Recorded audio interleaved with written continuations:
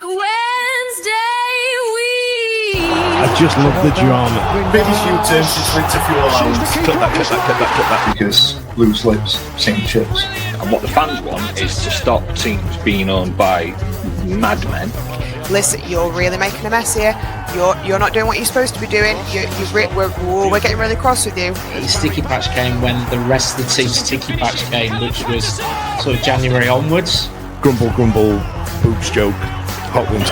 No, let me tell you, I don't have to look at this objectively at all. The Wednesday week!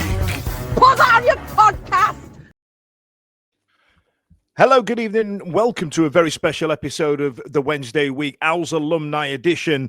Joining us tonight is obviously Ash and Stevie, and as you can see there down below, I'm going to put you in a big square, actually, Lee. I'm going to put you in the big special square so we can see you. Look at myself the whole time.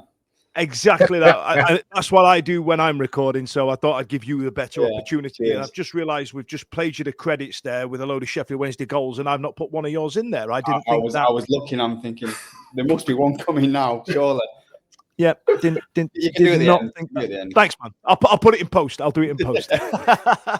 Lee, listen, thanks a lot for joining us this evening, and also please let me show my gratitude for joining us for Owls in the Yard last month as well. It was I was overwhelmed at the turnout for it. I never got to tell you on the day because I was at stress levels only known by fighter pilots at that point, and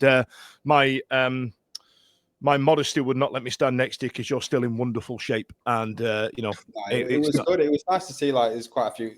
Like I said, there's a few turned out, and it's obviously for a good cause because of what's happening. But no, it was, and you had the weather as well. The weather makes it a lot easier. So it was nice. But yeah, it was a good day. Yeah, when it rained that morning, I was 5p 50p that day. I did think that. Yeah, that was concerning, but listen, thanks a lot for joining. So listen, thanks a lot for joining us today. So we're going to talk about your career, and then we'll get into obviously more Sheffield Wednesday centric bits and that type of thing. So I'll tell you what, Ash, why don't you kick us off, brother? Why don't you start it off and set the ball rolling, as it were?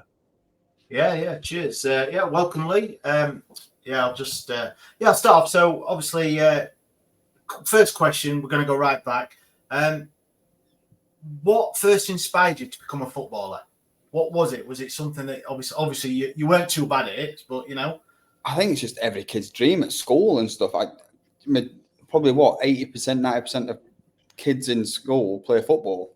So you just want it, and obviously you watch TV from your parents, you watch football from your dad, really, and you take in what your dad says, and you see your dad says, "Oh, he's a good player." And you always want that, I suppose, acknowledgement from your parents as well. I want him to say I'm a good footballer. So it was kind of like following what your dad says, really, for me, and just watching the games growing up. I can remember probably I remember Euro 96 as a kid, and I was 8, and I just remember little snippets of that, and then I remembered World Cup 98, loads of it, because obviously I got to it a lot more at 8 and 10. So I think you've just made me feel a million years old, the fact that you were 8 and 10 in 1998. Ash and I, for World Cup 98, were on a lads holiday in Tenerife, so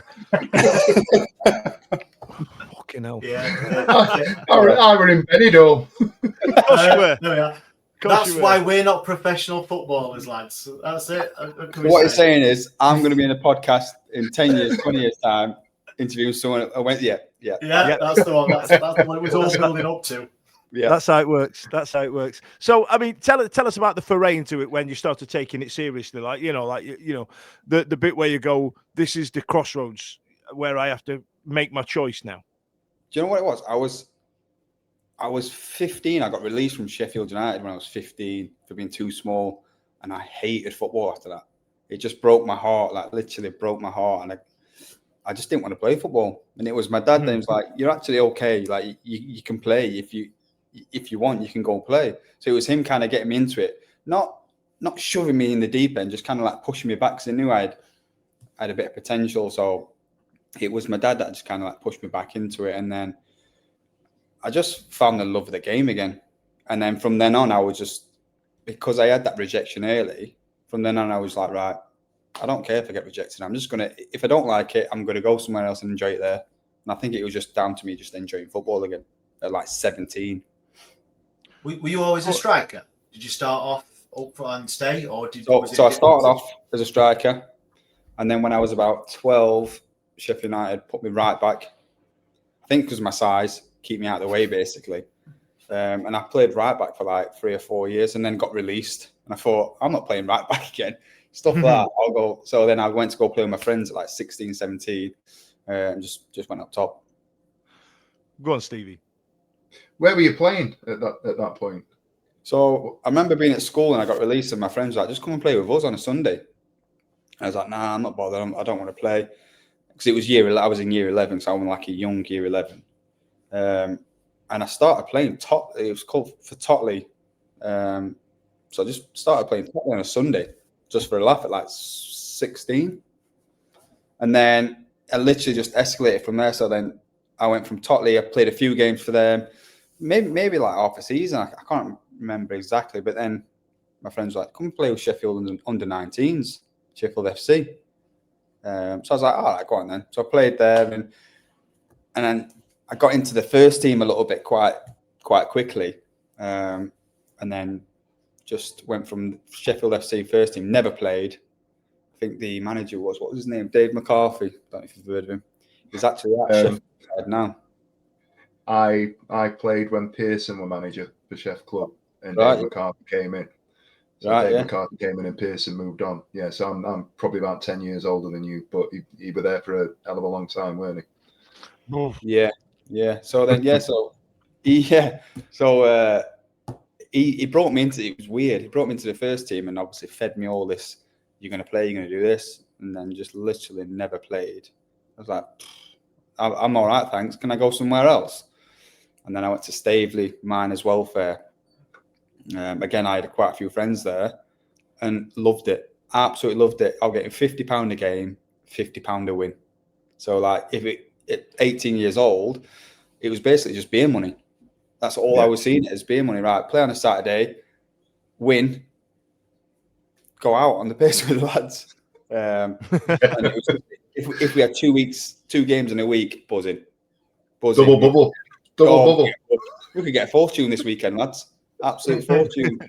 And we used to literally play on Saturday, straight to the pub, straight downtown in Sheffield after. So weekend. were you bagging for Staveley then? Were you knocking them in? Yeah. Yeah, I was doing okay.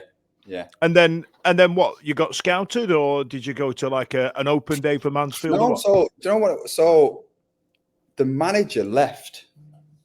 Don't know why. I think he had a bit with the chairman, and he left. And he rung all his players up, and he says, "I'm leaving. I'm done." And we're like, "What?" It all came to a bit of a shock, and then I just said, "I'm leaving." Like a few players said, "I'm leaving as well." So I left. I wanted to leave, and then because Mansfield came in saying, we want to come, we want you to play for us as well. Like, this is obviously massive to me. So I was like, I'm leaving. I'm going Mansfield. And to be fair, the chairman was really good at Staveley. He was like, Lee, if you want to go, you go. So I remember just ringing up saying, yeah, I want to go to Mansfield. It's fair, just let me walk off and go into Mansfield. And then I came, it was David Oldsworth was the manager. Or Dean. He was at Sheffield, remember? Yeah. Right, okay. He was a centre half at Sheffield, so I remember watching him growing up. So I was like, it's a bit like starstruck that he wanted me to play for his team. So I was only 18, 19. And I thought it was like a great thing, and he just fed me all this bullshit, really. And then what? He shipped you out on loan for the next 3 years. Like. I literally walked in the door, and then day 2 I'm shipped out on loan. So I was like, "What's going on?" But I didn't mind because I thought I'm a professional. This is what happens. This is what you do. Yeah. And then I just went to, where did I go from? I can't remember which loans. I think I went to Gladwell, Harrogate, and then Halifax, right? Yeah. So it was Gladwell first. I didn't know if it's like either or, but Gladwell first. Banged a few goals in for them. Went to Harrogate, played left wing for some strange reason. I don't know why you'd play me left wing. Because you're known for your pace, Lee, right? You know what I mean? You're known to be the tricky left winger, aren't I'm you? not quick. Even at 18, 19. To be fair, I used to be quicker than obviously you saw me. So I was a little bit quicker. But yeah, I played left wing at Harrogate. I think I played 9 games, 11 maybe. And then went to Halifax on loan. Loved it. And then did they play you up front? Because you got like one every 2 games, didn't you? Yeah, so we went, it was, Halifax had so many games called off that year. They had a month left of the season. I think it was like 10 games in a month or 8 games in 1 month. So obviously they needed players in just to play for them because they needed to play the games. And I just went and played loads of games in a month, loved it. And I thought, right, now I'm going to have this summer. I'm going to get fit as hell. I'm going to play for Mansfield. I'm going to do all this. I'm going to be professional, blah, blah, blah. Came in, didn't play again.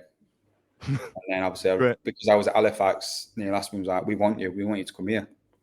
So that was Stephen Haslam there at Halifax at that point? Because I'm just thinking he might have been knocking around at that point, wasn't he? Or was he already at Wednesday?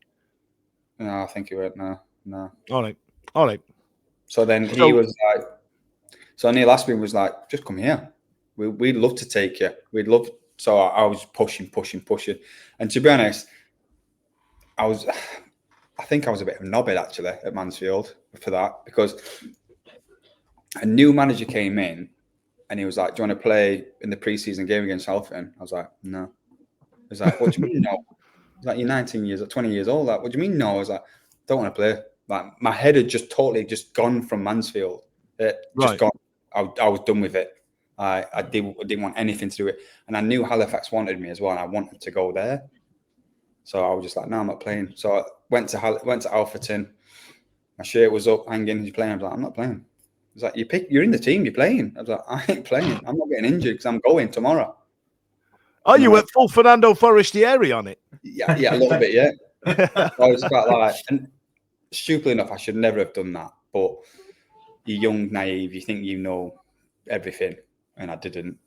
But to be honest, it probably worked out for the best. I wish I never had done it like that, but it is what it is. Yeah, because you then returned back to Halifax and then became an absolute bagsman, as what the kids call it nowadays. Yes. If there was a non-league version of Barclaysman, you became one of them, didn't you?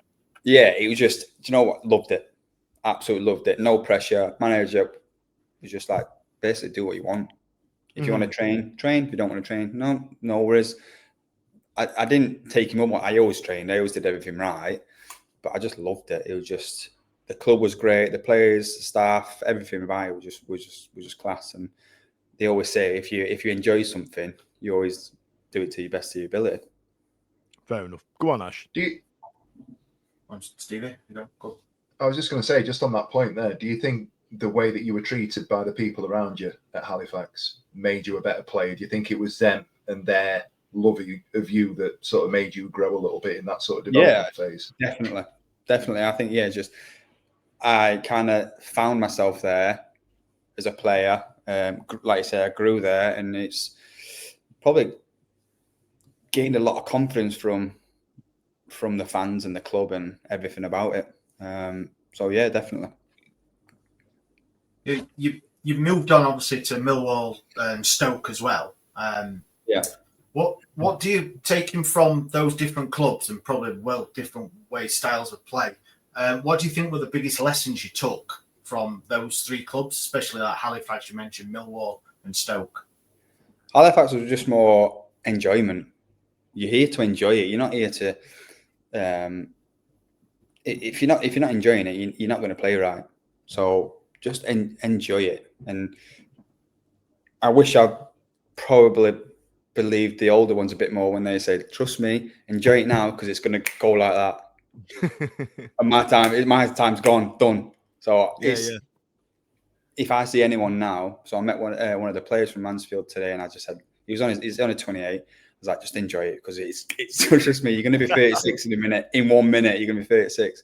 But I think just enjoyment from the Halifax. Millwall loved it. Absolutely loved it again. Just work. Just, working man's club. Just work hard. They didn't care if you play crap. Didn't care. As long as you're putting 110% in, that's all they want from you. Yeah. Well, you played for Millwall at like a weird time for them, because they were trying so hard to distance themselves from being that East London fucking hell, Borough boys, we all that tear up in a car park nonsense, and like you were in that transitional period, weren't you? Who was it? Who was your gaffer there? Was it Ian Holloway first? Ian Holloway took me. So funny story on how I got to Millwall in the first place. I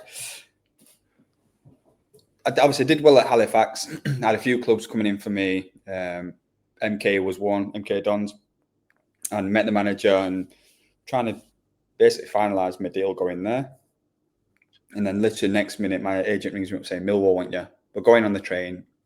Can't remember the day. We're going on the train. We're going to go down. We're going to have a look. He wants to show you around the club. I got down there, and Ian Holloway, obviously another big character, and you only get to see his characters on TV, so you're not sure what it's going to be like. But he was great with me, and he showed me. He just literally walked through the door. He's like, "I've not brought you down here to show you. I'm brought you down here to sign." And I was like, "I want to sign here." And obviously, then when you say straight in, and I was like, he just said, "You're here because my wife's picture." I was like, "Oh, alarm bells there, Mrs. Holloway, bloody hell!" Yeah. I was like, "What?" He goes, "Well, we need a striker. I've got all these strikers on the table, watching it videos," and she just goes, "Well, what about this kid from non-league? Why don't you try him?" So we picked up a few videos. I liked what I see, and so it was my wife that basically got me to Millwall. And how old are you at this point? Are you like early to mid-20s now? 24. Yeah. Wow. So, because you don't normally get careers like this anymore, where yours kind of grew and got bigger and better as time went on. I saw it.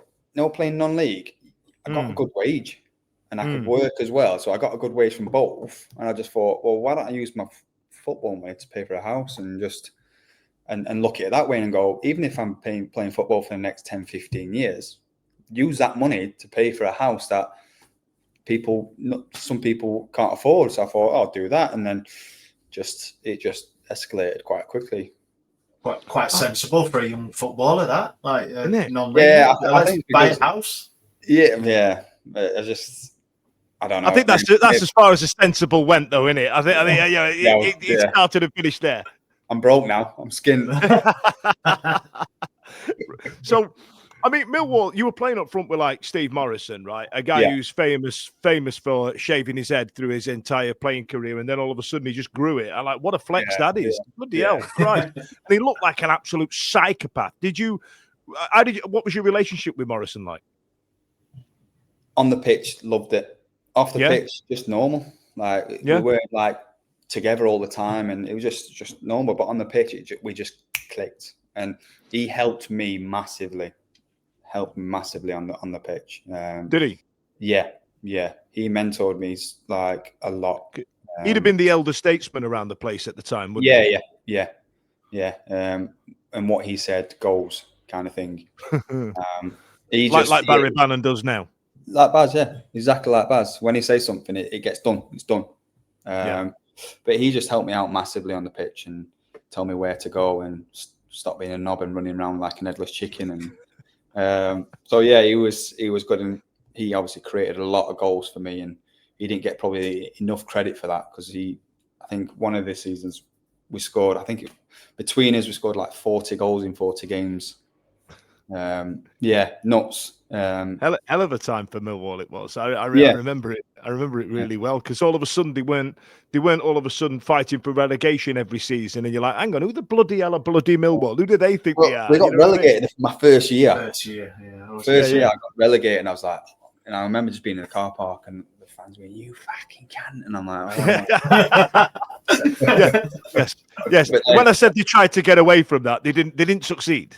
No, it was literally in your face, like. Really? As soon as we got relegated, the staff was like, "You can't go out." I was like, "What?" I was like, "No, you can't go out. They're all waiting." I was like, "I'm just going to go to my car and go out." He's like, "No, we tell you got to stay in." I was like, "I'll be fine." And he walked out. You're like, "You fucking can't." I was like, "Shit, now." I was like, "Get in the car quick." But luckily enough for me, the last 10 games, Neil Harris came in, and he literally went to me and just went, you're my striker. You're my number one striker. Next year, you're going to be number one striker. Just give me that confidence, like, bam. He went, I don't care if you play good, shit, don't score. You're going to play every week. So from then I was like, buzzing. Like, I am basically the man now. I'm the main man now. I'm like, he just lifted me. And I think in the 10 games, I scored 5 and 10. Mm-hmm. So the fans could then see a little bit from me then. So they thought, actually, it looks like we've got a player here with underneath Neil Harris, who's obviously a massive legend down there. So because he put me on that pedestal, the fans kept me on there. Because they were like, all right, this lad's all right. He's all right by Neil, so he's all right by me. Exactly, yeah. Exactly. And then obviously next season, it just went up and up and up and up from there. Is that the sort of player you were, Lee? Is that arm round your shoulder, just big you up? Because I know there's different types of players. I didn't think I was, but maybe I was back then. Maybe that's what I needed, because it was one of them. I come from non-league straight into the champ. Am I good enough? Obviously, you ask yourself that all the time, and then you get every interview you do and everyone you say, "Oh, do you think you're good enough?" And do you think, is it tough? Is it hard? Are you struggling with this? And because I think I only scored 9 goals in my first year, which, looking back, in a relegated team, it's not that bad in my first ever year. But yeah, I think you probably do doubt yourself a little bit. And then he just kind of just went, stuff that. This is the way we're doing it. Yeah. Is the number 9 shirt. Go on, Steve. You ever got anything to add before we get to Stoke City, or do you want to get on to Stoke yourself? Well, I was just going to get to that point. You talk with a real passion about being down there, and you can see that you've had that sort of development phase going into league football. Was it a wrench to move away from Millwall, and what was the transition like? And you've then gone on to other clubs before you got to Wednesday. How was that? Was it different? Yeah, so I said this on a Millwall podcast, I wish I never left. It was the best dressing room ever. It was so good. The lads was class. It was just, I'll be honest, we used to turn up and just fuck around. Literally fuck around. And then literally we'd have in training, the gaffer go, right, stop fucking around, let's do this. We'll get the job done, and then straight back to fucking around again. Honestly, it was so good. And then we'd have things like, if you ever got a pair of boots delivered to the training ground, you ain't getting them. They're just going to get smashed to pieces, and they're going to be ended up on the roof. And it was just that kind of dressing room that anything would go. I remember Jordan Archer and Steve Morrison. They kind of had a love-hate relationship, and Morrow got sent some Umbro boots, brand new, white, fresh. Got them out. He's like, look at these lads, brand new. He's going to be on the show on Saturday. And Jordan Archer got some spaghetti bolognese and poured it all in his boots. It was ruined. Wow. And Morrow's not the type of guy. He doesn't like that sort of stuff. Yeah. So he was like, right, that's it. I'm done. He's getting it. He was thinking, I'm going to get snakes. I'm going to put this in his car. I'm going to buy a spider and put them on his car. And them two were just at each other all the time. They'd cut each other's clothes up and stuff. And I think he put all his clothes in the ice box, and it was just wet through. He just kept going back and forth and back and forth. But that's the sort of dressing room it was. We'd egg it on because we'd love it. But I bet they've become really good mates over their elder years now. I bet they've kind of sat. They must have sat there over a glass of wine. But it's the late. Yeah, it was funny because Morrow used to try and chip him in because he was a goalkeeper, just try and dink him all the time. And if it come off, he'd be in his face. If he didn't, he'd boot the ball away. But those are two positions where you do need to have a bit of an edge, a bit of needle, and be a bit insane. You do, especially Morrow as well. He was fucking mental. Yeah, so the Stoke move came about. Now this is arguably the biggest move of your career now. Yeah. So Millwall was mega, right? Don't get me wrong. Yeah. I mean, the leap you've made from one club to Millwall was incredible. But to then get to Stoke, who not long since been playing Premier League football, and how old are you at this point now? What is it? 2019. 29. So you're already nearly 30 years old, and all of a sudden you're making the big moves now. And was there ever a part of you that made you think, I wish I'd have pushed it a bit harder in my early 20s, or were you just happy with the development that happened?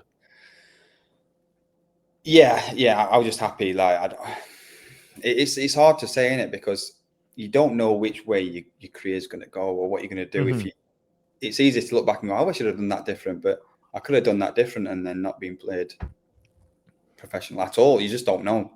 So I just think you got to look back and just go, everything happened for a reason, and it's happened this way, and I enjoyed it, and I'm happy I did it. So go on, Ash. Yeah. So how did the move to Sheffield Wednesday come about? How was that? So funny enough, when I was at Millwall and I was doing all right, I had quite a few clubs I could not pick from, but like there's a couple of clubs who wanted me to come and go and whatever, but Millwall never wanted me to leave. So there's a few times from like, so I left in 2019. There's a few times in 2018 I nearly left. And it's one of them as a player. You always think the grass is greener on the other side. So you always think, oh, it's greener there. I'll go there. It's better there. It'll be better there. It'll be better there. And I didn't have a chance to go to Wednesday but they did come in for me at one point, and it might have been 2018, early 2019, and I did want to go, but with certain people, not the manager, not the staff, but a certain someone, advisor said I was too old. Wow. Yeah. And one of the advisors, the famed advisors, said you were too old. So then it was, you're too old. We're looking for someone more like 23, 24. Fair enough. If that's what you want to do, that's what you want to do. I can't change that. So then that obviously never came off. And then I went to Stoke. And then went to Stoke and didn't get relegated in 2021. So that's nice, isn't it? Well done, advisors. You know what I mean? Stoke have managed to play Championship football at a level. Well, I was at Derby when Wednesday got relegated. What, that on that last game of the season? You were there then, were you? I did. So I was at Derby when I did my hamstring. Right. I tore my hamstring about 10th of April, I think it were. So I missed the last month. But I remember just being on the crutches watching the game, being in the stand, because after that, it was kind of agreed that I was signing at Derby. Oh, really? Yeah.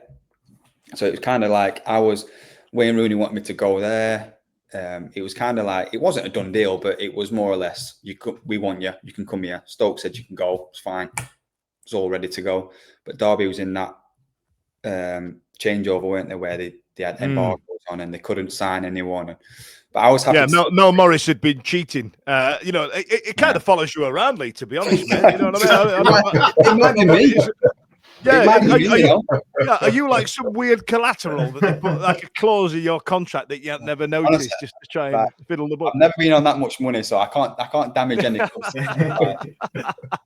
I tell you what, though, we might have got to the bottom of this. It might have been me. That's what it is. Lee Gregory's fault. You heard it here first. It's a Wednesday week exclusive.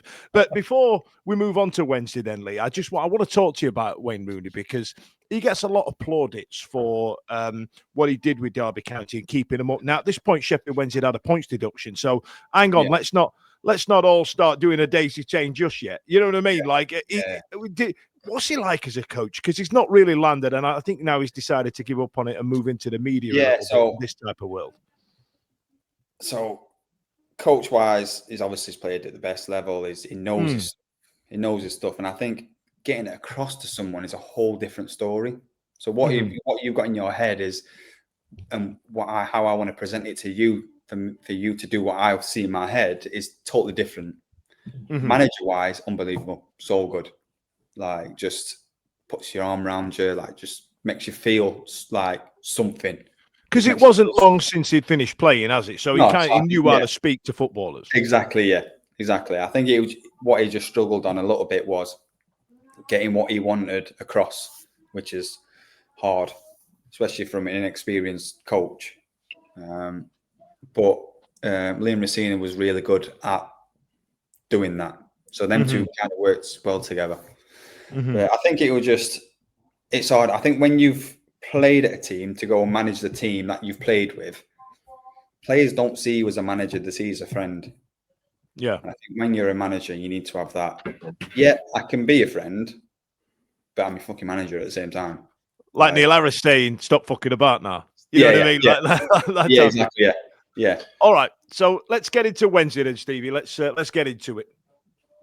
So how did it? You've touched on it, but how did it actually come around the second time then? That move back up into Sheffield, and how did you feel about coming home? So it was all going through. I was going to Derby, and literally, it was like Rooney was ringing me up saying, "This week it's getting sorted, embargo's getting lifted. You can get your money. We can get you signed." I was like, "Great." This went on for weeks and weeks and weeks and weeks. So my agent didn't really put me out to anyone because I was signing at Derby. It was like more or less done. And then he just rung me up out of the blue and just said, Darren Moore wants you at Wednesday. I was like, right, okay. He's like, do you want to go? I was like, 100%. It's on the doorstep. Let's go. I'll do that. He's like, right, he's going to call you today. I was like, no problem. Didn't call me. So I rung him up the next day saying, I'm just going out. I was on a stag do in Sheffield. Just one of my old work friends. And I rung him up in the morning. I was like, he's not rung me. He's like, I'll ring him and I'll tell him to ring you. I was like, okay, no problem. It was about 4 o'clock, 5 o'clock on a Saturday afternoon. And he just literally, I'm thinking, who's his number? I obviously had a few drinks. Hello? Just, I could hear someone in the background. I was like, hang on a minute, just wait a minute. Like shouting down the phone, I can't hear a word, hang on a minute.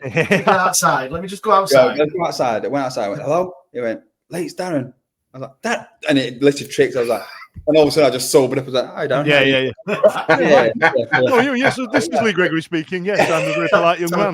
Just like switch on it. So at first I was like, I can't fucking hear. Just wait a minute. I thought it might be someone on the stag that got lost or something, or whatever. And then it just clicked. And I was like, oh, hi, Darren. Yeah, nice to meet you. He's like, just waiting to come down and have a speak. We'll speak to you and see if we can do something. And that was it. Then I signed, and it was a bit of a palaver with Chanzira getting the contract sorted, but it wasn't. Bad. I suspect that we'll talk a little bit about coaches, managers during your time at Wednesday over the next sort of while. But just on Darren Moore, how did you find him? What kind of coach, person? What were your impressions of him? One of the nicest guys in the world. Like, just a nice guy. Just he'd take all the shit from everywhere. He'll just put it on him, and he'll deal with it. Just keep it away from the players, kind of thing. So he's the sort of person to, if a coach needs booking, I'll book the coach. I'll do this. I'll do that. Just leave my players out of it. Let them play. So he was so good at making you just concentrate on football, and he was a good motivator, and he knew how to speak to. He spoke to you how you want to be spoken to, really. Mm-hmm. And how you speak back to him, and he was great at that. Tactically, coach-wise, wasn't the best I've ever had, but he made up for that in other ways. Yeah, because he was renowned for being quite defensive, and being a striker, I can imagine you probably found that quite frustrating. Yeah. He always wanted, like, every coach wants to score goals, but because he was defender, that's his first thought, is keep the ball out of the net, keep the ball out of the net, rather than let's just go on the front foot. And it's like, especially in League One, when Sheffield Wednesday's in League One, it's like there's a lot of pressure. Every team wants to beat Sheffield Wednesday. They don't care about the rest of the teams. You come to Sheffield Wednesday, we're beating these. These are Sheffield Wednesday.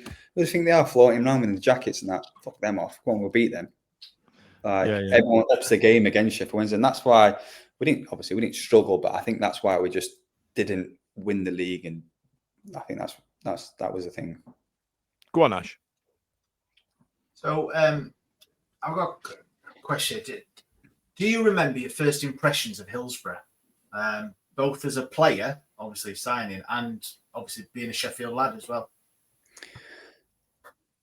I tell you, my first impression was when I played for Millwall against Sheffield Wednesday, and I heard I.O. Silverline at first, and I was like, fucking hell, that's loud. The atmosphere was loud. And when was it? 2014, 2015. So that was a time. Who was a manager then for you guys at 2014, 15? Carlos. remember. Might have been Stuart Gray, maybe. Gray going into Carlos. Was it? That Yeah. sort of era. It might have been a little bit after, but it was just Wednesday were a good team, and atmosphere was fucking loud, and it was one of them.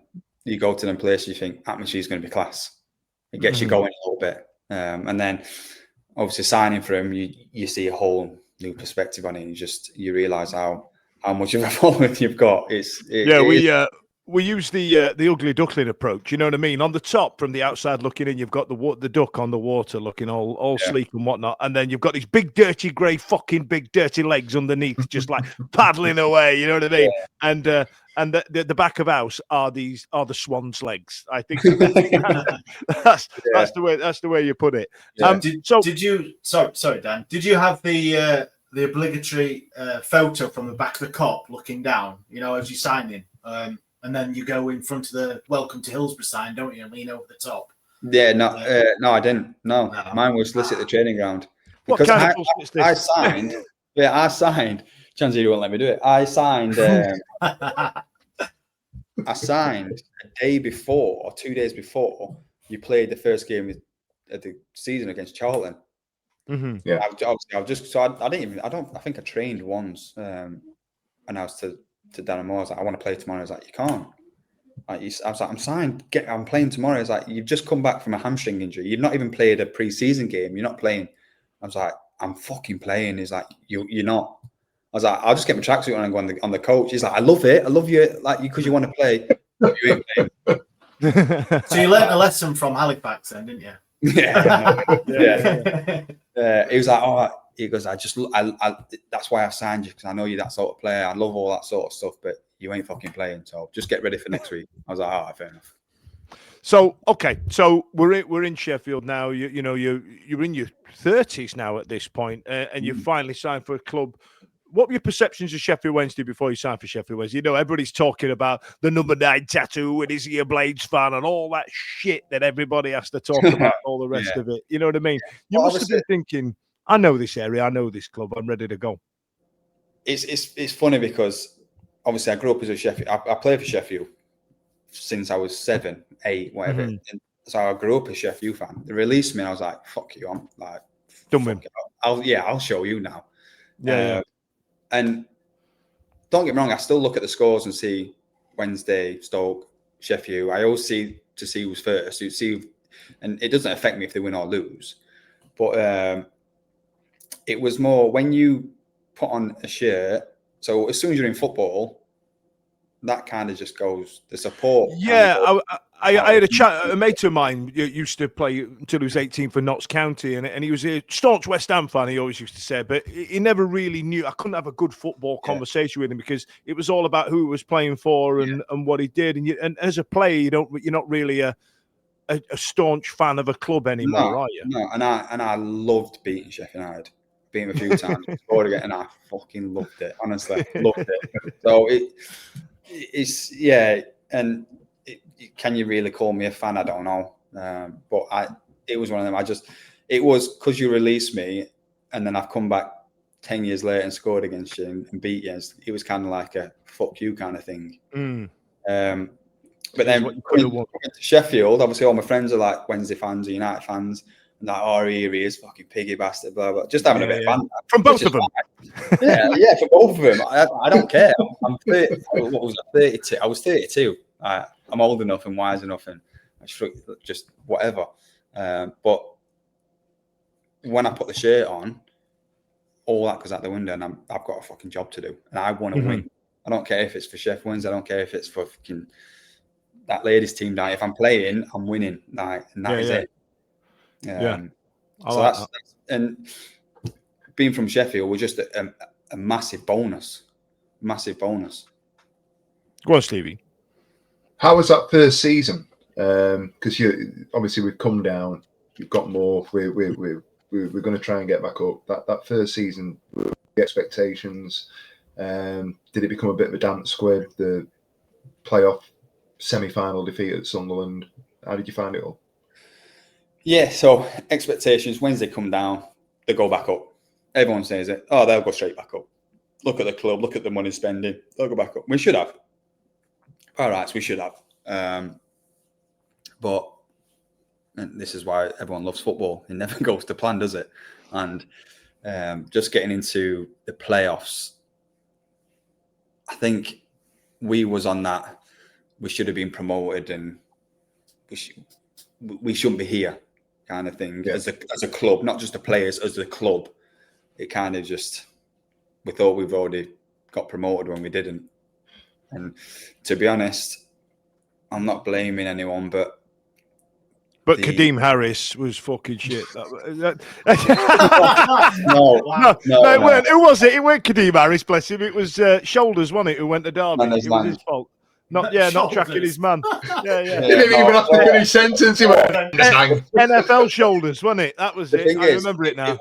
It wasn't the second game.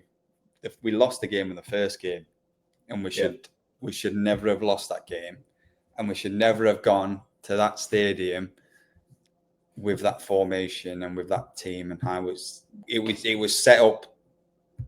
We should have won. It was set up not to win, and we should have gone the other way. I think we just beat Portsmouth the week before, flying 4-1, battered him, and we was in the dressing room, we was buzzing like no one's going to beat us. Right, we play like that, we're up, we're done, we're in, we're up, and come to Sunderland and there's a few changes in the team. We're like, what? Just beat fucking Portsmouth, who were a good team, by the way. Did it get like we battered them 4-1? And they got changed. Who got dropped then? What did he change up then? That game. Hunter didn't play. Hunter didn't play right back. He didn't start. I don't think Palm started. There was a few changes, and then obviously the home game. I think we set up to just take him back to Hillsborough. Yeah. And then when we scored, that was it. It was like we're winning now. And I think that was us being too like gung ho. So they just hang on a minute, just fucking protect this a little bit, and we just went right, go for the juggling, just go win. We're there now. We can feel it, and we got that excited that we just forgot about how good they are going forward. And that's a bit of a sliding doors moment, given where Sunderland are now. Not 2 or 3 years later, you know what I mean? That's a big one. That, and then the following season, there must have been a hell of a dig deep in that summer. You know what I mean? Did you ever think, oh, I might be on a kick out here if they have a clean out and start again? Because you know about the pressure, you know about especially that the fans and the media will put on Sheffield Wednesday being in League One. You were the poster boys at this point, right? You know what I mean? You shouldn't have not been going up. But the League One that first season, I thought was a tough league. Like you said, Portsmouth and Sunderland, and there were some teams that are now playing Championship football in the Championship now that were in League One. So the second season, with the massive unbeaten run, and surely failure weren't an option for you in your head then. No, and to be honest, when it come Christmas, we thought we had it wrapped up. God, tell me about it. And then Ipswich spent a shitload of bloody money, didn't they? It's one of them. Any other season in the entire football history of the League One, it was wrapped up. Yeah. But no, because it was us, and that one season they had to go one fucking extra. Toss it. But I tell you what, though, Greg, let's get to it. Let's get to it, because fucking hell. Like, whenever I go on holiday, and the lads will tell you the same sort of thing, whenever you go away or you go to a different place, you go to a different town or somewhere like that, and they say to you what team they support, two things happen. When you say Sheffield Wednesday, they will go, oh, shit, you're a proper football fan then. You know what I mean? Because who else is going to stick by this nonsense? And then second now, because of what you guys did in the playoff, everybody knows that result. Everybody knows that Peterborough comeback. They all know about it. So let's talk about the first leg, because when I say that was unexpected, that was genuine. I weren't ready. I was sat there. I was in a bar. I was in a walkabout in Brighton, and there was like 8 Peterborough lads had come in, and I went, I'm gonna fucking bat you. What are you about? You only just snuck in. I don't know what you doing here, getting all Larry and Chopsy. 4-0. I am now, for something completely unrelated, I am now barred from walkabout in Brighton, but it's shut down now, so joke's on them. But tell us about going into that and then the game itself. you know, it's Oh, what a bad night! What a bad night. Well, I'd broke my cheekbone as well 2 weeks before, didn't I? So I was in a pickle with that. But I think it was just pure shock, and it just mistake after mistake after mistake, and was like, it got to a stage like it at least went bang bang and was like, fucking hell, what's just happened here? Yeah, like hang on a minute, this shouldn't have happened. This is not in the script. No, it weren't. Who's changed the script here? Yeah. It was just like, what have we done? Like 4-0, we are fucked. This is what it is after the game. We're fucked. Done. Because would you have sensed a big clear out? Like if we'd have not gone up that year, without skipping forward, was that on your mind? Like thinking, when you said we're fucked, we're all going to be playing non-league. It wasn't even thinking about that. It was too short to think about that. We did have another game, but we were just like, season's done. We are done. What the fuck is all that season, all that 90 fucking odd points for that? Fuck, are you kidding? Come on. Yeah. I was in the away end thinking the exact same. I was thinking I've gone up and down the country. I've been to I don't know, Forest Green. I've been bloody all everywhere. He's still angry about that Forest Green result, by the way. Greg. I am fucking mad. Let it go, will you? Just let it go now. I can't. I'm raging.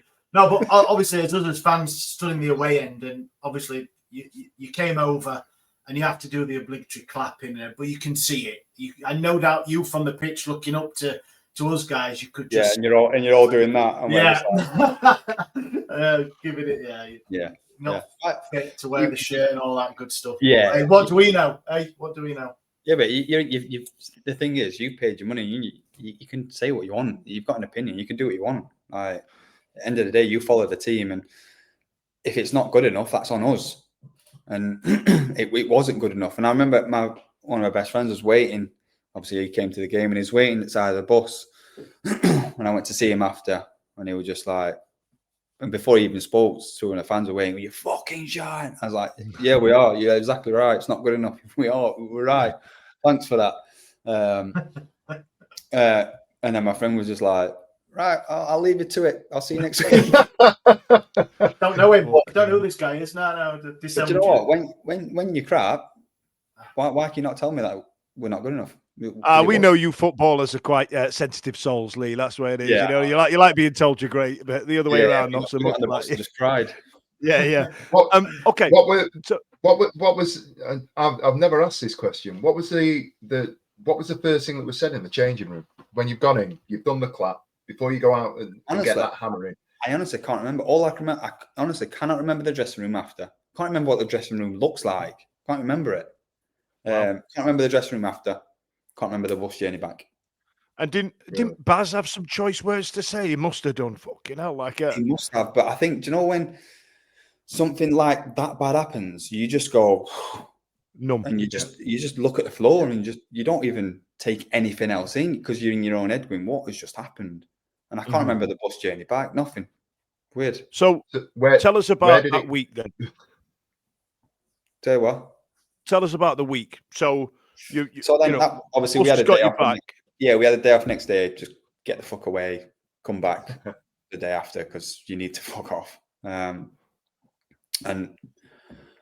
it was funny because Darren Moore, we had a video meeting on it, obviously, and he kept saying the word fucking now 4-0, need a fucking miracle. Kept saying it, and I'm sat there going, don't sit with me like a miracle. We don't. So then he said it again, and I was like, don't like that. And I said to Palms next to me, I was like, he said it again. Like, fucking let it go. We don't need a miracle. And then he said it again, and I just went, Gaffer, we don't need a fucking miracle. Like, we don't need them. They've scored 4 against us. We're at Hillsborough. We can score 5 easy, and we know we can because that season we were scoring goals. We was like, we can, and he was like, yeah, you're right. You're fucking right. We are. So he's like, so then it kind of like, I'm not saying I fucking changed everything, but some of the lads agreed with it, and it kind of like maybe just turned a little bit of belief in everyone and go, do you know what? We're actually right here. And then the gaffer started doing all these comeback videos and breaking the game down into 22 minutes. And So we were doing all week, and to be honest, I remember we started doing penalty shootouts. And you've never done them. We sat there going, the gaffer started, right, penalty shootouts, let's go, team up there. And we all sat on the floor going, fuck, are we doing penalty shootouts for? We're 4-0 fucking down. Like, after that rousing speech you've done not 2 days before, now you sat there going, why am I doing fucking penalties? I'm thinking, well, we're either going to win 5-0 or we're going to lose 4-0 again. It ain't going to be a fucking 4-4. Do you know what I mean? So like, we didn't even think of that. He was like, no, we're doing penalties every day. Penalties. And he literally wrote on a board, 22 minutes, goal, next 22, goal, 22, goal, 22, goal, extra time, another goal, or penalties. We've been practicing all week. We've got it. And it worked out fucking perfect. Like it was like scripted. It was crazy. I must admit, I thought your performance that day, you were running your blood to water, and it was like what you were saying about the fans responding to players who try hard, even if they're stinking the joint up in terms of their form right now, as long as the endeavour is there, because we're having it with Ike Ugbo right now. He can't be arsed, and the crowd's going to get on his ass. I mean, he's nearly 2 seasons in now without scoring a bloody goal after cleaning out the transfer budget. We can't afford to pay the staff. You know what I mean? So there's an element of endeavour, and so on the night, we're travelling to the game. I was travelling up from Brighton, and people going, "What are you going up there for?" And it was just this thing where you go, "But what if we did? What if we pulled it off?" And I got up there, put a bag on a bed in a hotel room, and then 9 hours later picked it up and then just got back on a train. You know what I mean? It was the most expensive bag locker I've ever used in my life. Yeah. But let's get into the game itself then. So as soon as Smudge went down a bit easy for that penalty, you must have thought, that's the early goal. That's the first 22 ticked off. Do you know what? Even before this though, we didn't know what to expect as players. Like, we're just being 4-0. We could walk into an empty fucking stadium. Yeah. Do you know what I mean? It could be. We didn't know what we was expecting. We had nothing to lose. So for us, we were like, we've got fucking nothing to lose. Just go for it. Just go for it. The fans might boo us, they might cheer us, whatever. We've got nothing to lose. Just fucking go for it. This is it. And then we came out of the tunnel and the fans were there. And it was like, boom. We was like, I've got a bit of goosebumps just thinking about it, because I can just remember the feeling, just thinking, shit, like, it's on. Yeah. It's on. Yeah. And then within a couple of minutes, penalty, and that was it then. We was at them just going, you fucked it, you're done. You're done. Fans. Is that what you were chirping like? Were you each other's ear? We was chirping for fun. You fucked it. You've shit it. You're done. You finished. We stood the second, was like, you're done. And then we're walking down the tunnel at half time and they're shouting at each other and arguing. Ooh. And that was it. And that was just us going, they're gone. They're fucking gone. 4-0 and shit it. Like, we just, everyone.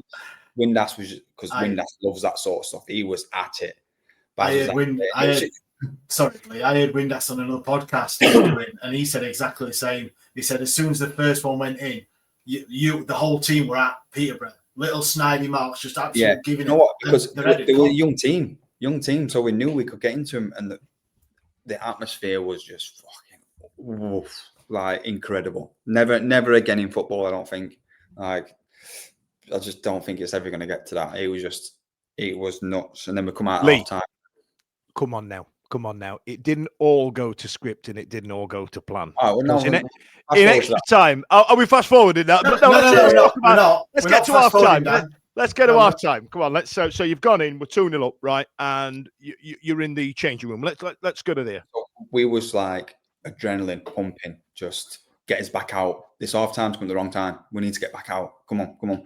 So we just couldn't wait to get back out. And Darren Moore scored the third, and that was it. We were just like, we need to find it. And then you see, sorry, Lee, I'm just going to stop you. Don't gloss over that. Don't gloss over the third goal, because it is my favourite non-touch assist.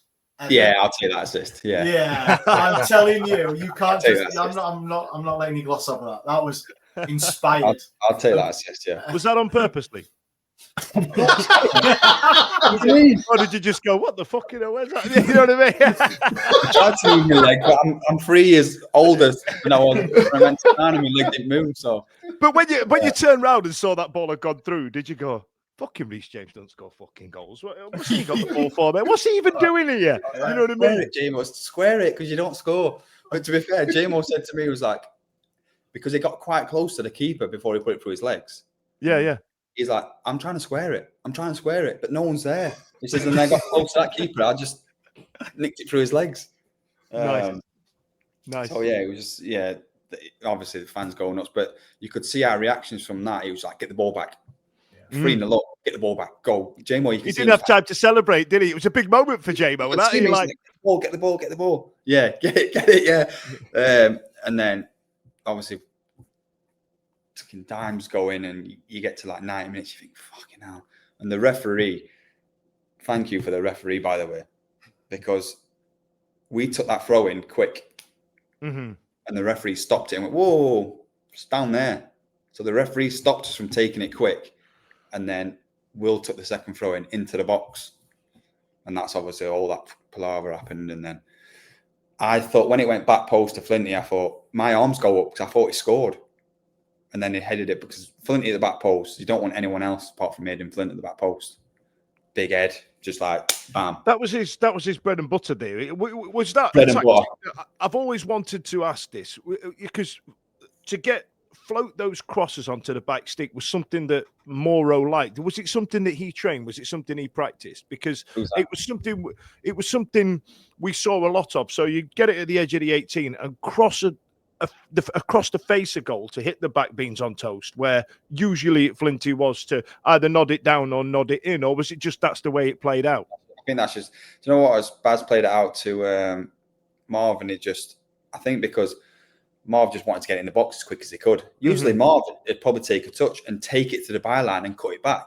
Yeah. That was his game. He'd run he'd every time sprint, lash it across. But I think time, everything, just get it in the box as quick as he can. Just lift it in there and look. Flinty was in the right place, and who else but the main man himself, Palms. I'm so happy it was him out of anyone. So happy it was him out of anyone. You're speaking now to Stevie. Stevie's the head of the Liam Palmer fan club, and will take no correspondence. Any negative feedback? Just a bit. I don't right. So, what a guy. He's clip that, Wednesday, Dan. Clip that. He don't blame me. He don't blame me. He don't blame you. He don't blame you. I'm there with a Liam Palmer fan, so. So going to Wembley then now. We're on our way to Wembley. You missed everything. You just jumped forward too much. I have. I missed it. I'm sorry, we've just equalised. Let's talk about the bad thing. Let's talk about it when, like you were saying about when we lost to Peterborough, and you said all that endeavour, all those fucking points, and it's all gone to shit in this one game. I can't believe it. You managed to pull that same feeling off for how long was it? About 12, 13 minutes or something like that, wasn't it? I know. You know what I mean? I think he knows all about it, Dan. And let's hear it from the man himself. That's my fault. That was my fault as well. I was like, what have I done? Why me? I'm honest and first thoughts, why me? But it's not like you've gone for a back post clearance. It's just skimmed off your head, right, or your back, or whatever it was. Well, I had the mask on. Didn't I? So I've just gone to his head's there, and I've just gone to head the ball, and I've just gone like that, and it's just gone, and I've just gone, oh no. Turn around, I was like, oh, for fuck's sake, why me? Oh, the silence. Did you know? Did you know as soon as it had hit you? Yeah. Just knew, and I was like, why fucking me? I was just like, no. And I'll tell you what text messages I had after, but I remember that happened, and a few moments later, the gaffers brought me off, so I couldn't even rectify my mistake. Yeah. So then I was just fucking fuming to come off, slam the mask on the bench, and that's all another story. But then Pat all got me out of the ship, so that's the wife putting the alarm on. What alarm's that? No, the wife's put the alarm on. I do a podcast there. Yeah, we're talking about the bad thing, Mrs. Gregory. We're talking about the bad thing. They've done it on purpose. I told us to do that. If they mention it, come and put alarm on so you can't hear it. You're gonna cut it out. I'm leaving that in. I'm leaving it in. What did he? What you did what it was too said late. to you? What did he say when you came off? So obviously, you've been sub. Pato got me out of the shit. So thank you, Pato. And then Hunty with the all the penalties were unreal. Every penalty was class. And then Hunty was just that casual little flick in the top bin. He was like, no pressure at all.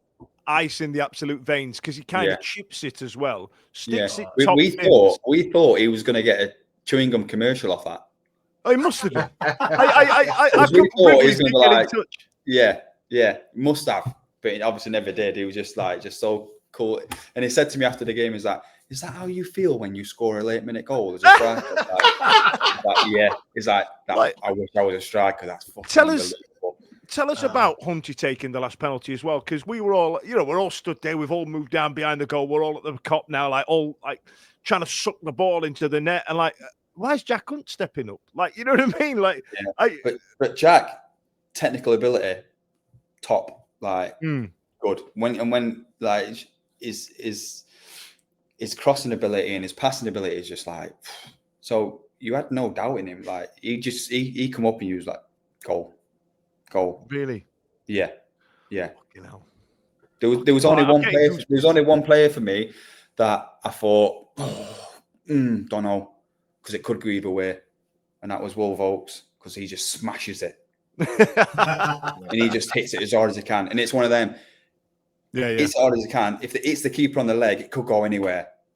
Yeah. And he was the only one. The other players just they've got that. All right. Do you want to get into Wembley, lads? And then I'll go into fans' questions, and then add anything you've got, because fans' questions normally a fucking nightmare, Lee. I'll tell you that for now. But do you want to get into it, Ash? Let me hang on. Let me tell you about the text message though. Yes, of course. Yeah. So, get into the dressing room. Obviously, with fucking beers are going everywhere. Got the phone, and obviously, congrats, well done, fucking unbelievable, blah blah blah blah. And then a few from our friends. So I've got Wednesday fans, United fans, Agent Gregory at it again, straight after that goal. I was like, give me a fucking rest, will you? I must have had about 4 or 5 Agent Gregory. Love it, you, Agent Gregory. Thanks. I just thought. So, but it's all on the sun, but I just thought, come on, lads. You literally sent the message 30 seconds after I've just scored the own goal. Brilliant. It was already typed out waiting for it. It was already typed out waiting, yeah. They didn't even wait till the next day. They just it scored, right, bam. Not like you can pick it up or anything, is it? Yeah. You'll get as soon as it comes in. It was funny, actually, because during the game, we was at them chipping away. And one of their centre mids, and we got 4-0, and I was like, yeah, fucking shit it, blah, blah, blah. Going out, giving him all this stuff. Scored the own goal, and he went, not very loud now, are you, Gregory? And I was like, no, I'm not. No, you're right. You got mugged off by a man half your age at this point. Yeah, I did, yeah. But I couldn't say anything because I just scored an own goal. I was like, you're fucking right. You're absolutely right. Also, I'm going to get hooked now. You know what I mean? Everybody had the best night apart from you, Gregors. Everybody had a right old time. Yeah. I did until that own goal, and then... Bullshit. Obviously, we're on our way to Wembley against South Yorkshire rivals, can we say? What was the mood like going up to the game? Between, obviously, a massive high the week before. Confident? Yeah, we can't come back from 4-0 down and lose in the final.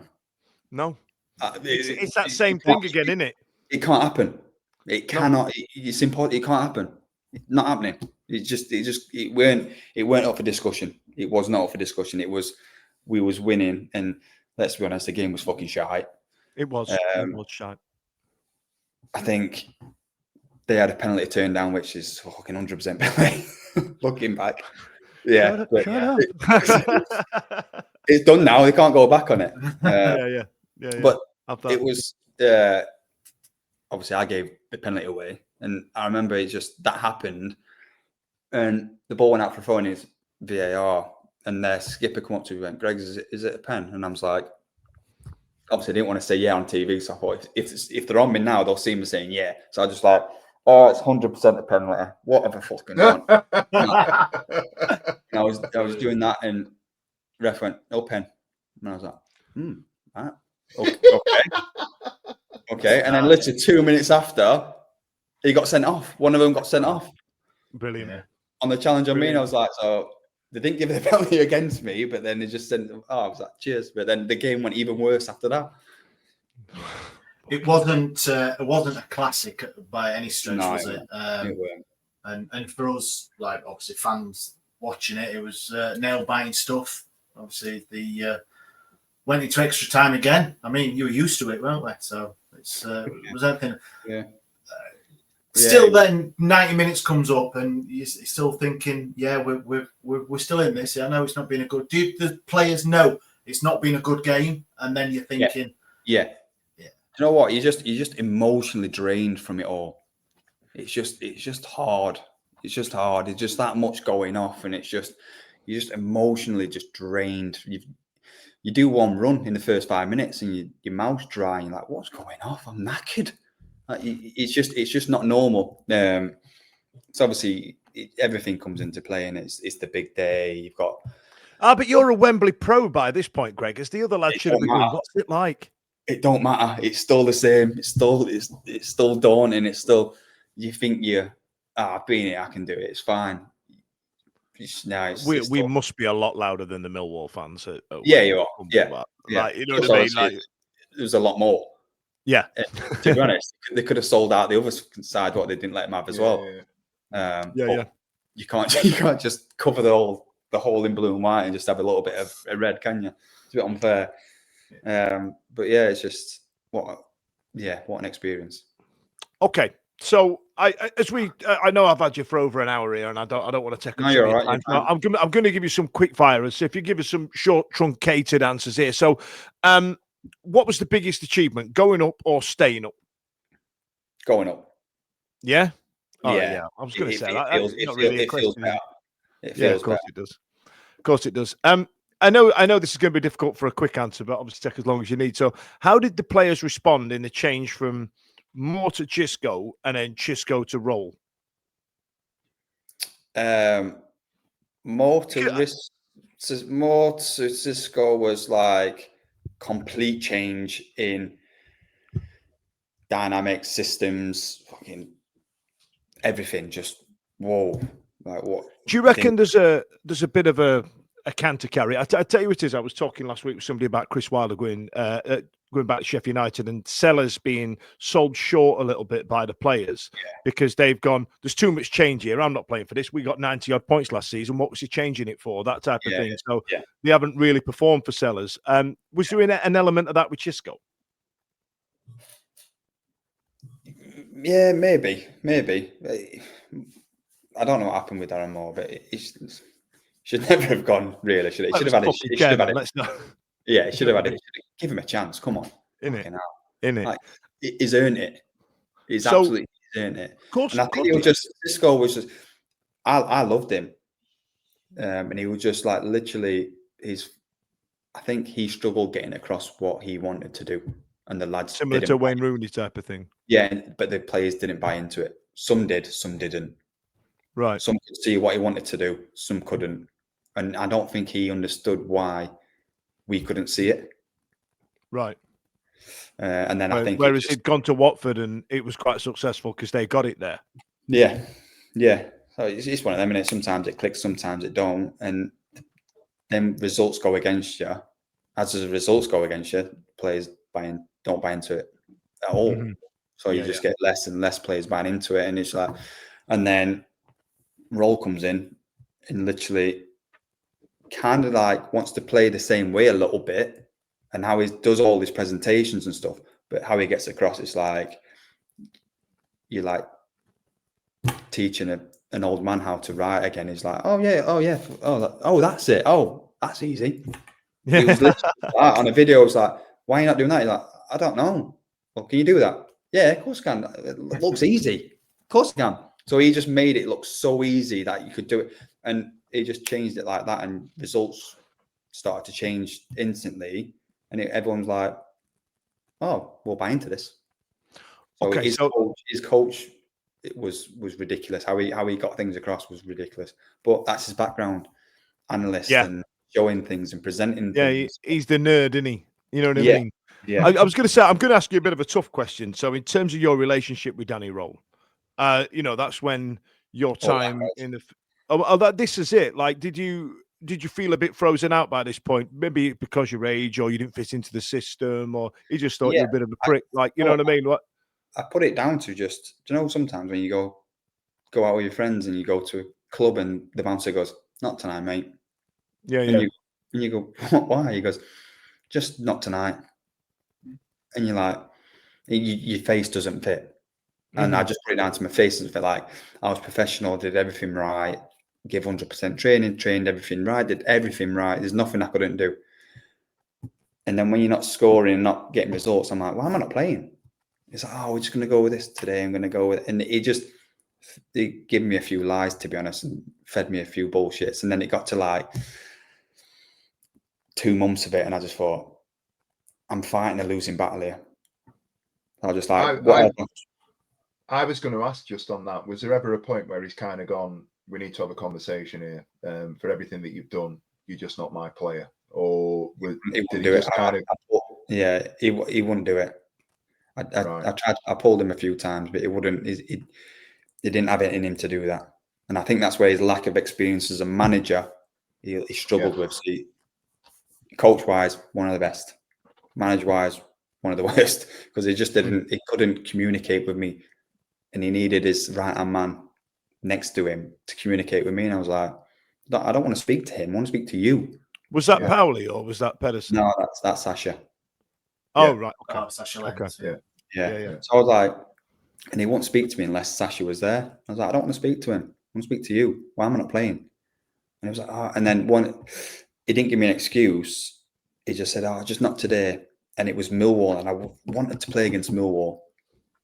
And you got beat 4-0, but on the way home, Friday on the way home, he rung me up. And he's like, "Hey, Lee, just to let you know, like I thought about why you're not playing tomorrow. And what is you just didn't score enough in training." And I started laughing down the phone. I was like, "Right." I was like, "Gaffer, we didn't train Monday." I was like, "We trained Tuesday. We didn't train Wednesday. Thursday was a prep day. We didn't really train Thursday. And Friday you're doing set pieces and tactics. So we didn't train Friday." So I was like, how the fuck? No one scored in fucking training. also, what a fucking job you've got. When did you do any bloody training? Come on, man. Got more days off than me. And it was like, right, well, it's just my observation and what I'm seeing, and that's why I was like, you're full of shite, and just put the phone down. Was the conversation ever had, obviously coming up to January, for you to move? Obviously, if you're not in the gaffer's plans, you've got to play, haven't you? You want to play. I went January 1st. I went, I'm going.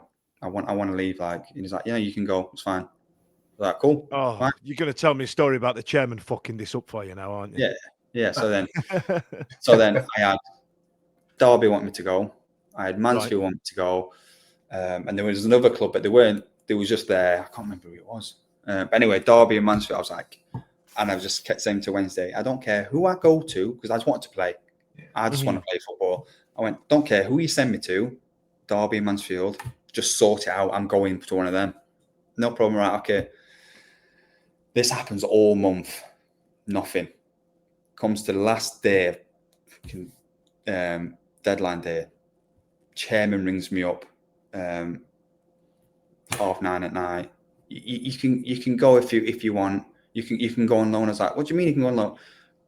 You can go on loan. Just ask him for some more money and stuff. I was like, right, okay. So, okay, no problem. Ring my agent up. Right, he says I can go. Ring Derby up, ask him for some more money. Ring fucking Mansfield, ask for some more money, whatever. Did it. Right, okay, yep, got this.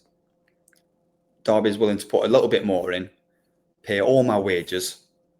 So you don't even have to pay a fucking thing. They're willing to pay all my wages. Brilliant. Get it done. Right. Mr. Chairman, they're willing to pay all my wages. I know, I don't like Derby. I was like, wow. You know, Wow. Nobody likes Derby. yeah, not even Derby fans like Derby. Wow. He's got something about Derby, like something about us. I think maybe because fucking relegated.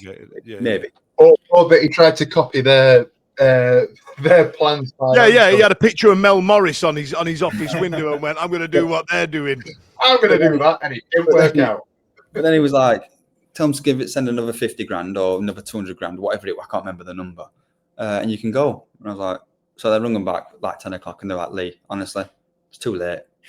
It's too late. Like, it's too late. We've got someone else. Like we can't wait around, fucking around this and that. This should have been done. If it had said this a week ago when we put the offer in, it'd have been done."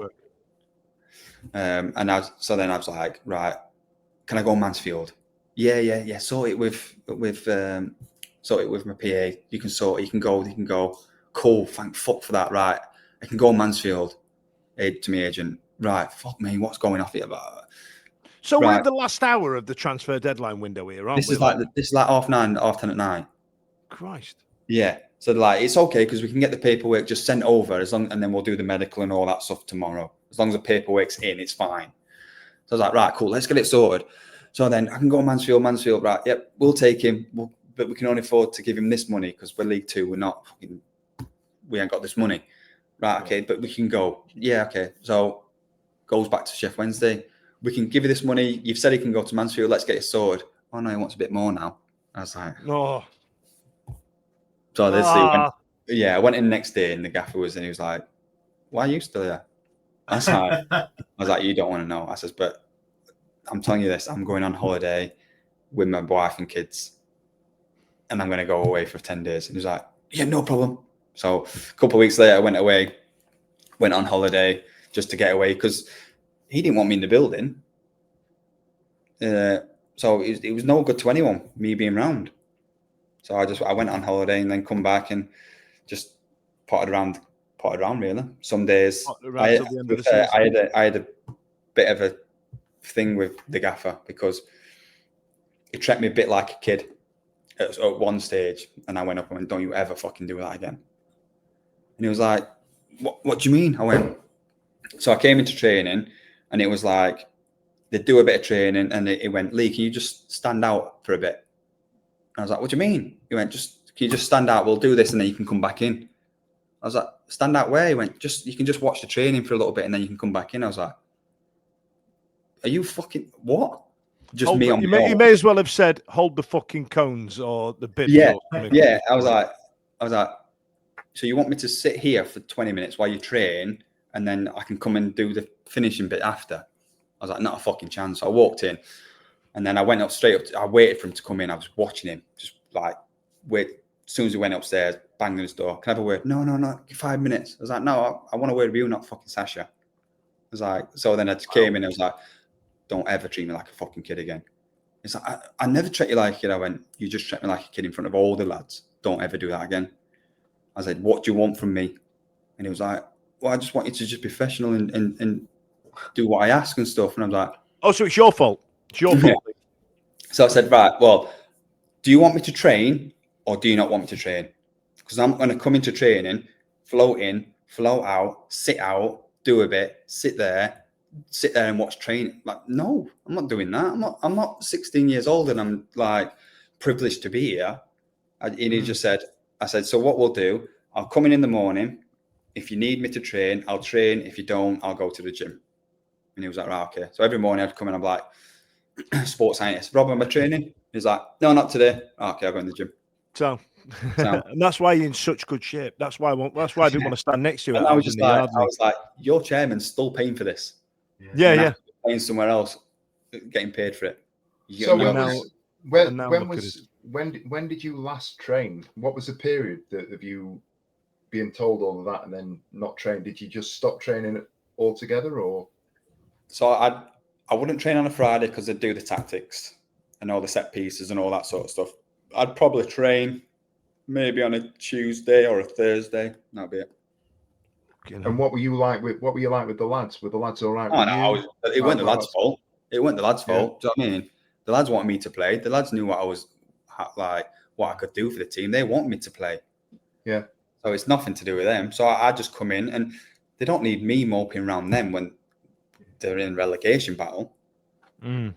My issues with the manager, not the players. So I'm just there. I went for a laugh. It went past the stage where I ain't going to play. No matter what I do, I ain't going to fucking play. So am I going to mope around and just be fucking horrible, or can I just enjoy it and just go in the gym and play a bit of pool? And if I get to train, just have a fucking kick about, and then I'll just do that. Christ. And to be honest, there was a couple of us. It weren't just me. Eventually, that happened to a couple of sides. It was me, Jeff Hendricks, Ashley Fletcher. That's right, because we had Hendricks on loan, didn't we? And then didn't sign him up to the squad, so it was just you lad just dicking about playing table tennis or some shit, wasn't it? Yeah. So I don't think I was part of it. I didn't. Yeah. So then obviously come fair, but didn't even put me part of the squad. So that's why I was like, the squad list came out and I wasn't part of it. So I was like, I'm going on holiday then. I cannot officially play. Yeah. And was the chairman aware that if he didn't let you go, that's what could potentially happen? He's like, I don't care. He's like, I love you, Lee. You're fine. Like, I'm happy to just keep paying you. I was like, that's lovely to hear, but I really want to do my job that I've loved doing for the God knows how many years. And I was like, but I'm not playing, and you're paying me not to play. And he was like, it's okay. It's all right, because he's paying players not to play now. So, it's gone full circle, isn't it? Yeah. Right. So, it was a bit of, and I'll be honest, probably my wife got the fucking brunt end of it, to be honest. Because obviously, I don't want to know about that. It's a family show, Lee. Let's, you know what I mean? I tell you what, lads, have you got any more questions before I get into the fans' questions to wrap this up? No, the only thing I was going to ask was how you feel about the club now.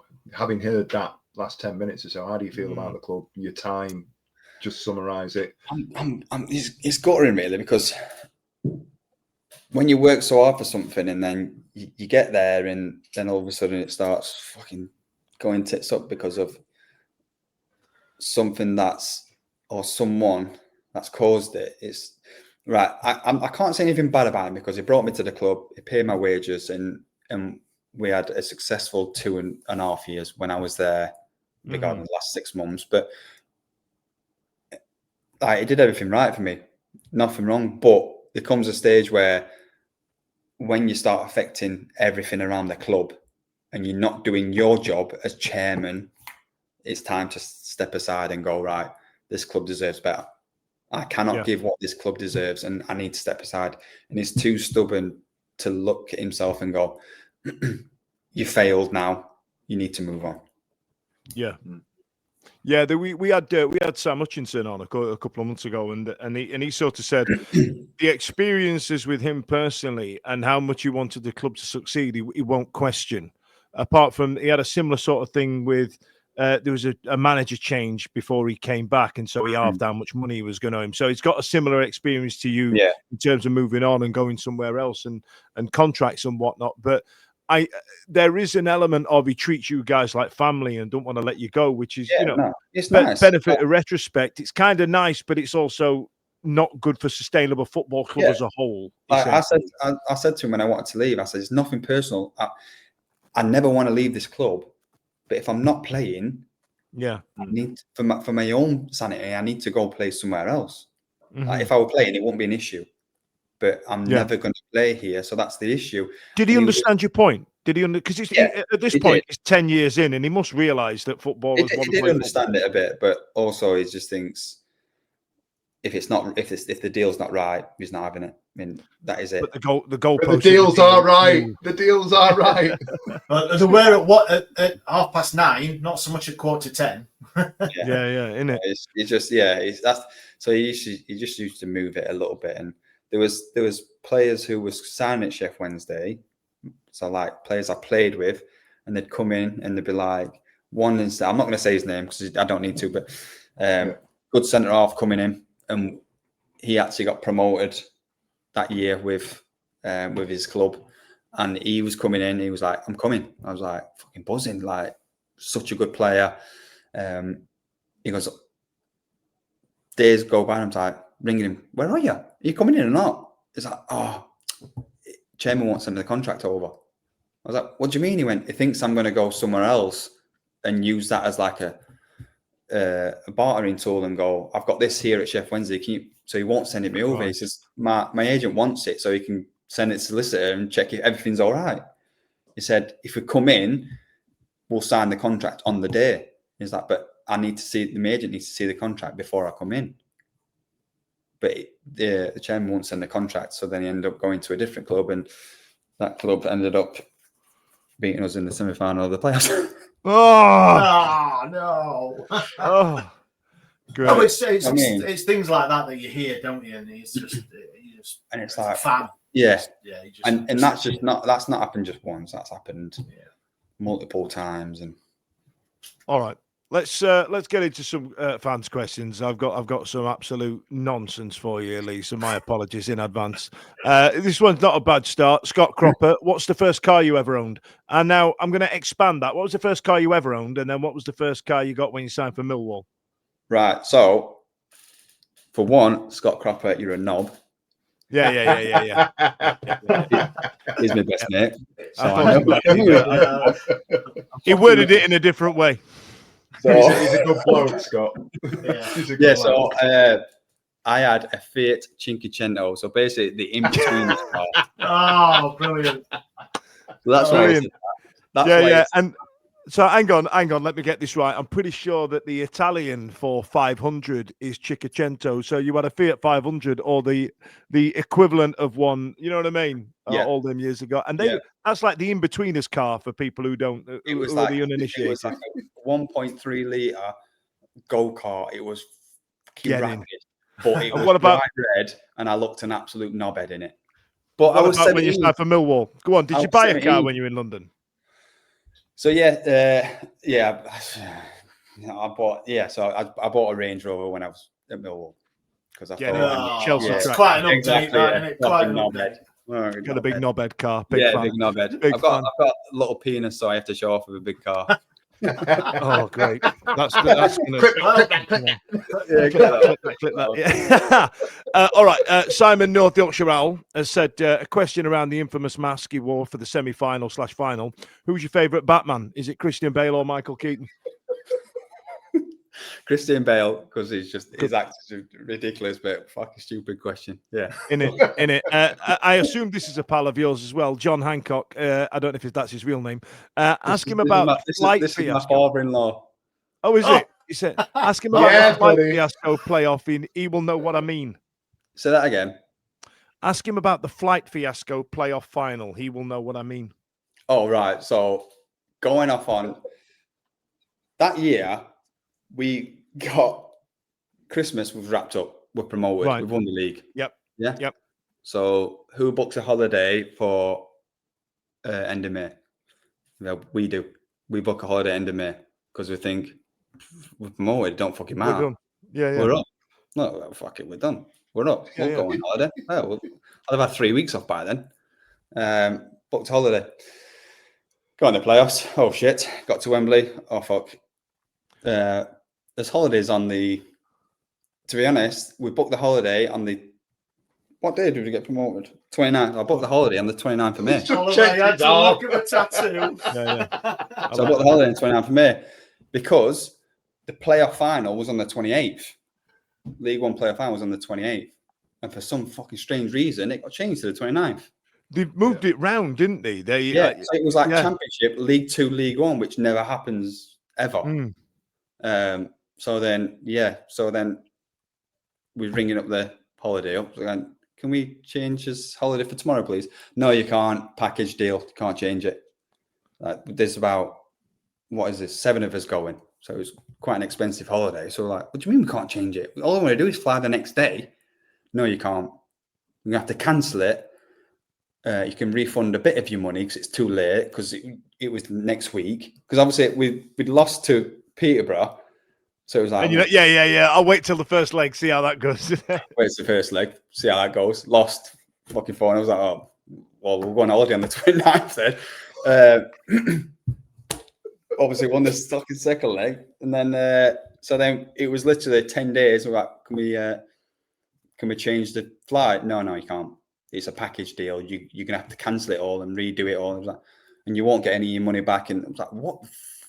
Are you fucking kidding me? Like, what's going on? So then anyway, about 95 million calls later, the wife's ringing them up all the time. You can't do this, blah, blah, blah. So got through to Emirates and all this. And they changed his flight from Manchester in the morning to Heathrow in the middle of the night. After the game?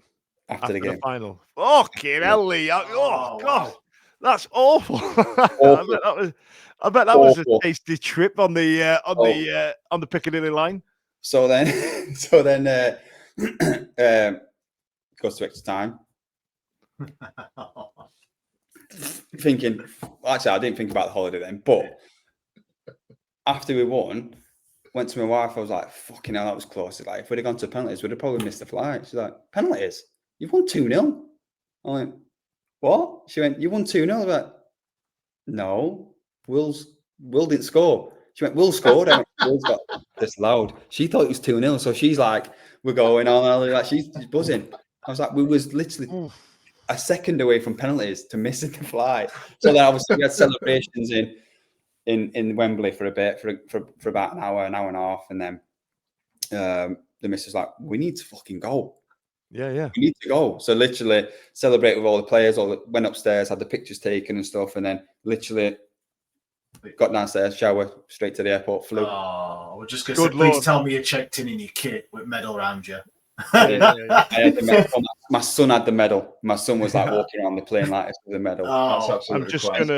I'm just gonna make a note of that Lee Gregory scored an own goal on purpose in the semi-final just so he could make sure he saved 40 quid with Ryanair. I'm just gonna put that somewhere. No, we know your game. You could just clip it so that's what happens in there. Yeah. I scored the own goal, and the next clip is because I've got an holiday booked on the 29th. That's it. Yeah, all right, I've got 3 questions left. I've got Chris K, who says, "Is he an Adidas Gazelle Special or Nike Air Force One type of guy?" Air Force One. He said, "I fucking hope it's Adidas, so you're off his Christmas lift." We had JT who's gone with JT Sheeps on Twitter. He said, "What's his experience, if any, with that chap Dapon?" He didn't say chap, but it did begin with the same letter.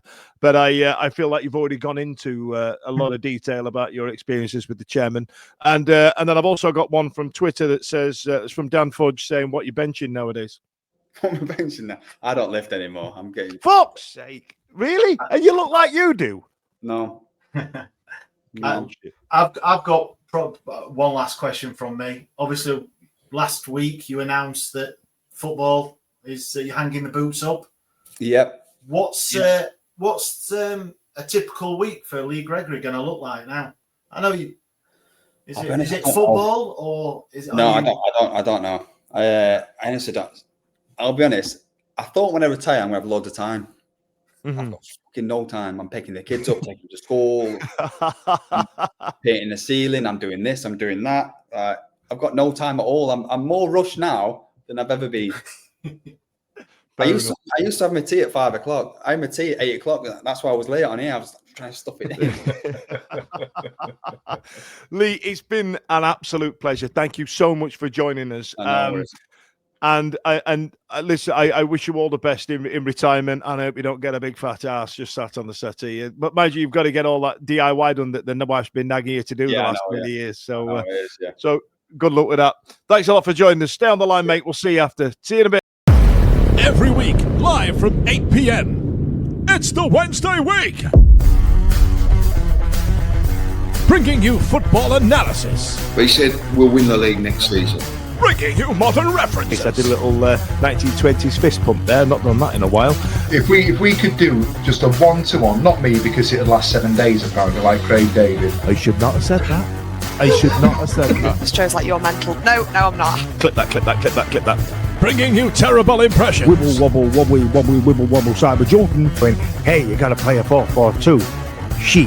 I don't know where these jokes are coming from. Available on all social medias. Obviously, this goes out on YouTube and as well as all the other social media out there, podcasts, etc. The award-winning Wednesday week. Join us. Put on your pod